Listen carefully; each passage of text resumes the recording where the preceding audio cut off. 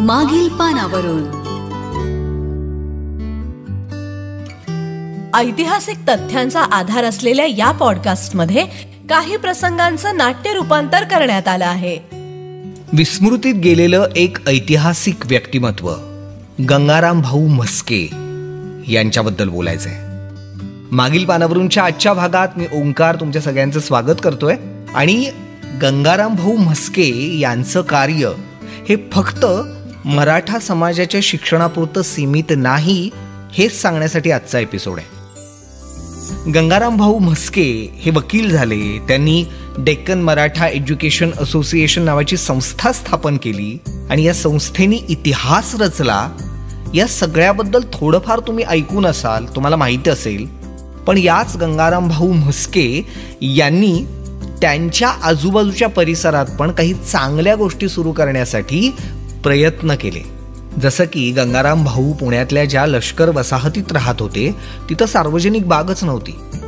तर गंगाराम भाऊंनी त्यासाठी पाठपुरावा केला आणि कुटुंबाला विरंगुळा म्हणून, छान वेळ घालवता यावा म्हणून एक सार्वजनिक बाग असली पाहिजे यासाठी ते आग्रही राहिले आणि त्यांच्या परिसरात अशी बाग सुरू झाली. हो, अशाच पद्धतीनं सांडपाण्याची व्यवस्था नीट नाहीये आणि त्यामुळे रोगराईचा प्रसार होतोय हे त्यांना जाणवलं आणि त्यांनी त्यांच्या परिसरात ड्रेनेजची व्यवस्था करून घेतली. त्यासाठी इंग्रज अधिकाऱ्यांच्या ऑफिसमध्ये खेटे घातले, त्यासाठीच्या अर्जाची तरतूद केली आणि हे सगळं करत पाठपुरावा करत करत ती व्यवस्थाही करून घेतली. आता हे सगळं करत असताना गंगाराम भाऊ म्हस्के यांच्या तीक्ष्ण नजरेला आणखीन एक गोष्ट जाणवली आणि ती म्हणजे या लष्कर परिसरामध्ये एक चांगलं ग्रंथालयच नव्हतं.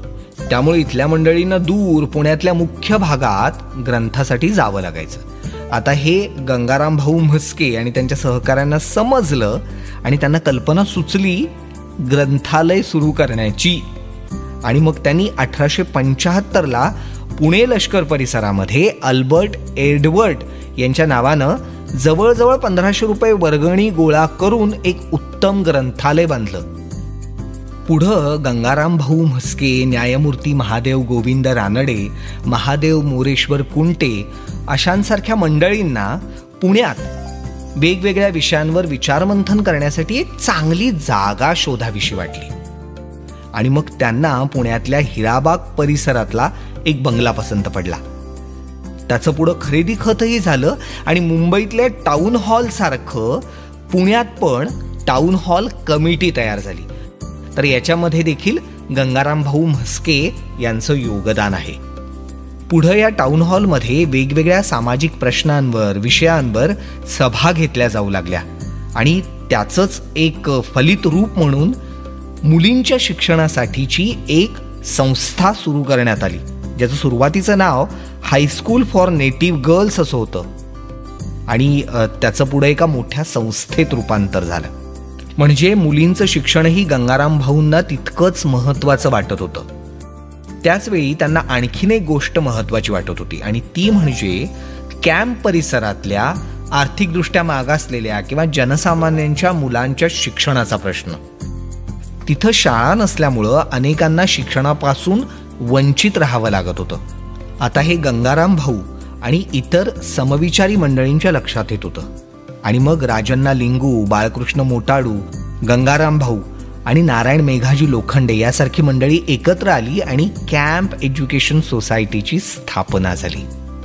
या कॅम्प एज्युकेशन सोसायटीनं देखील शिक्षणाच्या क्षेत्रामध्ये महत्त्वाचं योगदान दिलेलं आहे. अनेक पददलित किंवा वंचित घटकातल्या मुलांना याच सोसायटीमुळं, याच शिक्षण संस्थेमुळं आपलं शिक्षण घेता आलं, आयुष्याचा मार्ग सुकर करता आला.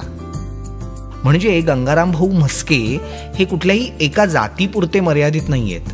त्यांनी बहुजन समाजाचा विचार केला आणि तो साकल्याने करायचा प्रयत्न केला. त्यामुळंच त्यांना महात्मा ज्योतिबा फुले यांच्या सत्यशोधक चळवळीबद्दल आस्था होती आणि त्यांच्या परीनं ते त्यासाठी काम करायचा प्रयत्न करायचे. हितचिंतक होते ते सत्यशोधक समाज चळवळीचे. आणि याचसोबत विठ्ठलरामजी शिंदे यांनी म्हटल्याप्रमाणे त्यावेळच्या रानडे, भांडारकर या मंडळींमध्ये देखील या गंगाराम भाऊ म्हस्के यांच्या नावाला मान्यता होती. आजच्या काळात ही समावेशकता कधी नव्हे इतकी महत्त्वाची बनून राहिलेली आहे. हो, म्हणजे सध्या आपण बघतोय की जाती धर्माचं राजकारण काय प्रकारचं रूप घेतंय. वेगवेगळ्या समाज गटांमध्ये विसंवाद वाढतोय. एकमेकांना समजून घेण्याची प्रवृत्ती कमी व्हायला लागलेली आहे. त्यामुळं गंगाराम भाऊ म्हस्के यांच्यासारखा समावेशक वृत्तीने विचार करणारा, म्हणजे समाज उद्धारासाठी, समाज उन्नतीसाठी वेगवेगळ्या प्रकारचे विचार अस्तित्वात असू शकतात आणि त्यांचा आपण आदर केला पाहिजे, सगळ्यांशी संवाद साधला पाहिजे, सगळ्यांशी स्नेह असला तर हे आपलं जे काम आहे, आपला जो विचार आहे तो अधिक सक्षमपणे आपण पुढे नेऊ शकतो. हे गंगाराम भाऊ म्हस्के यांच्या कार्यकर्तृत्वावरून लक्षात येतं. म्हणूनच आज पदोपदी वाटत राहतं की गंगाराम भाऊ म्हस्के यांच्यासारख्या समाजसुधारकाच्या कार्यपद्धतीचं, त्यांच्या विचारसरणीचं चिंतन व्हायला हवं आणि आजचा जो विसंवाद आहे तो दूर व्हायला अशीच माणसं, त्यांची कामं ही आपल्याला बळ देत राहणार आहेत. तेव्हा भेटूया मागील पानावरूनच्या पुढच्या भागात. नमस्कार. मागील पानावरून